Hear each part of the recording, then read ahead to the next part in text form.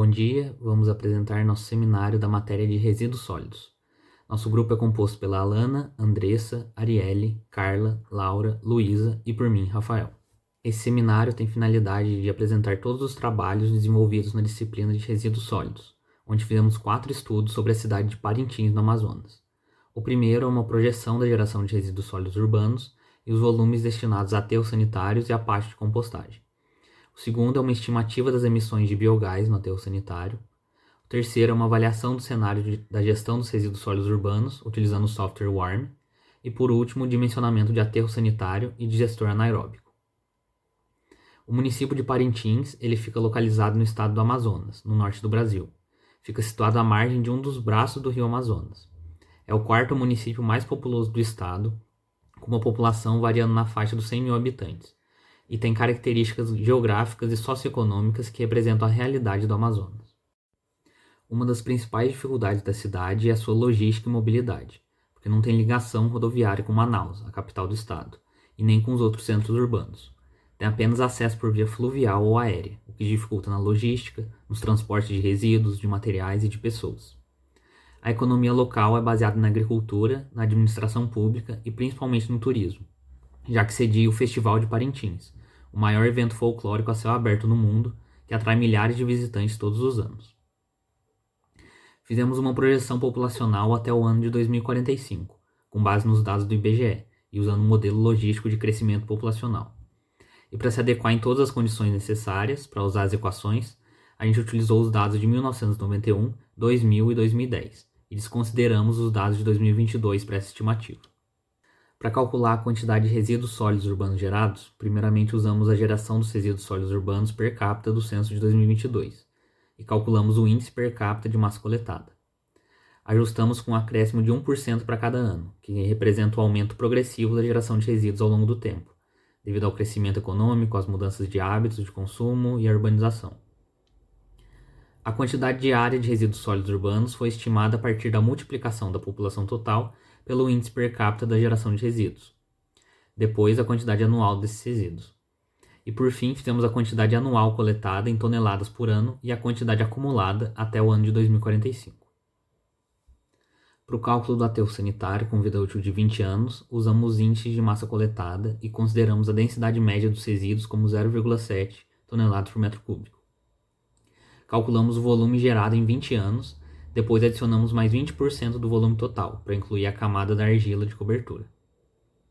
Com todos esses dados, dimensionamos os aterros com e sem o pátio de compostagem, com a área necessária para a disposição dos resíduos, as trincheiras e o volume de argila. No aterro de compostagem, adotamos que 50% da massa é de matéria orgânica, e que a densidade específica dos resíduos compostáveis como 0,8 toneladas por metro cúbico.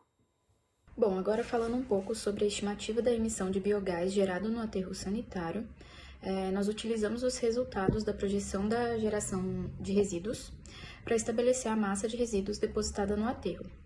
Então, nós utilizamos esses dados no LandGen, lançamos esses dados obtidos no trabalho anterior no LandGen e consideramos a vida útil do aterro de 20 anos, de 2026 a 2046. E com o lançamento dos dados no software, nós retiramos os dados de vazão de metano por ano e o valor total de gás gerado no aterro. Então, nós geramos uma tabela com esses resultados. Em seguida, foi feito o cálculo da potência da turbina, utilizando essa equação da apresentação, onde P é a potência disponível por ano, E, a eficiência de conversão, Q, a vazão de metano, EC, a eficiência de captação, e PC, um poder calorífico inferior ao do metano. E também citado aí na apresentação, os dados que a gente adotou para o cálculo da potência. Como resultado, a estimativa da geração de biogás e do potencial energético foi utilizada, utilizando o modelo LandGen, com base na projeção dos resíduos sólidos coletados anualmente, e resultou que a emissão anual do metano ele apresentou crescimento constante ao longo dos anos, com valores variando de aproximadamente 318 mil metros cúbicos em 2026 até 4 2,62 milhões de metros cúbicos em 2045, como resultado do aumento da massa de resíduos disposto no aterro e na degradação progressiva da matéria orgânica. E com relação à potência elétrica, foi calculada ano a ano. Então, os resultados eles indicaram que a potência elétrica inicial em 2026 é de aproximadamente 82,79 kW, alcançando 1.202,64 kW em 2045.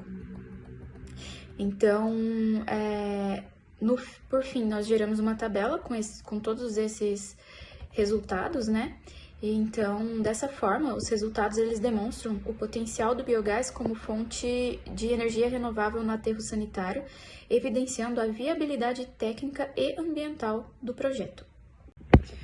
E agora, falando sobre o nosso trabalho do software WARM, primeiramente a gente utilizou a composição gravimétrica e a projeção de geração dos resíduos sólidos, né? De 2025 a 2045, então a gente utilizou a estimativa de composição gravimétrica dos resíduos sólidos no Brasil. Com essa composição gravimétrica, né, a gente usou a projeção da população obtida das atividades anteriores para definir os cenários de gerenciamento. Então, a gente, através da composição gravimétrica, geramos o cenário base de 2025 e o cenário base de 2045. E depois nós criamos 2 cenários para 2025 e 2 cenários para 2045. Depois da criação desses cenários, a gente fez a aplicação no software WARM. Então, a gente lançou, né, essa composição, esses cenários todos no software. E depois disso, ele gerou para a gente já os resultados. Então, nós pegamos os resultados gerados no software, lançamos, né, em uma tabelinha comparativa. E a comparação dos cenários, né, entre cenário 1, cenário 2, cenário base. E com base nessa avaliação, né, da análise dos resultados, nós podemos perceber que o cenário 2, na condição atual, apresentou-se como mais eficiente entre os cenários avaliados, por apresentar a menor diferença em relação à linha de base. Então, observe-se que este cenário resulta na menor emissão incremental de gases de efeito estufa, além de demandar o menor consumo energético. Embora os seus indicadores não superem os da linha de base em termos de sustentabilidade, o cenário 2 destaca-se como alternativa mais viável entre as opções analisadas, apontando para uma trajetória de transição sustentável ao longo dos anos. Então, feita essa análise, né, nós chegamos aí nessa conclusão sobre qual cenário é o melhor entre os criados.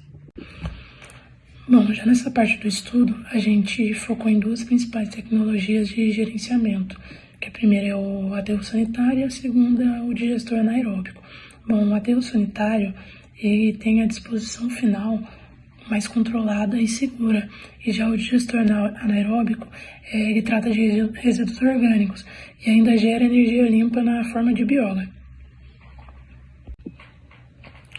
Bom, a primeira etapa, que foi o aterro sanitário, ele envolveu uma projeção populacional da cidade de Paratins até 2045, seguindo o cálculo da quantidade de resíduos gerado por habitante, e com base nisso foi possível também estimar o volume anual de resíduos compactados, que serviu como base para o dimensionamento da estrutura do aterro, como dá para observar nessas tabelas presentes no slide. E já para a segunda etapa, que foi o volume da trincheira e o lixiviado, utilizamos do método suíço para calcular o volume do chorume produzido no aterro. E com base na precipitação média anual e nas dimensões da área do aterro, também foi possível, com esses dados calculados, permitir o dimensionamento adequado à trincheira e o volume necessário da lagoa de tratamento no lixiviado. E agora com a terceira etapa, que no caso foi a célula e número de trabalhadores, a célula, que é uma unidade operacional de disposição dos resíduos, foi dimensionada com base no volume diário e na operação planejada. Também foi estimado o número de trabalhadores necessários para garantir a eficiência e a segurança da operação no aterro sanitário. E a quarta e a última parte, que foi no caso o biodigestor, estimamos a massa de resíduos orgânicos secos gerados diariamente e com isso conseguimos calcular o volume útil do reator. Também definimos o tempo de retenção dos resíduos dentro do digestor e o intervalo de carregamento. É fundamental para conseguir garantir uma produção bem eficiente no caso dos biogás. Bom, e de conclusão geral dessa apresentação, a gente pode concluir que permitiu a gente ter uma visão bem ampla e integrada da gestão de resíduos sólidos da cidade de Parintins, a partir das projeções populacionais, dos cálculos feitos e das simulações dos softwares, foi possível dimensionar de forma realista o aterro sanitário e o biodigestor anaeróbio, além de estimular as emissões de biogás e avaliar cenários de gestão pelo Warming. Os resultados evidenciam que, com um bom planejamento, é possível implementar soluções ambientalmente seguras, economicamente viáveis e alinhadas aos princípios da sustentabilidade. Isso reforça também a importância da adoção de tecnologias adaptadas à realidade local, dependendo da cidade, e de políticas públicas que podem promover a gestão eficiente dos resíduos urbanos.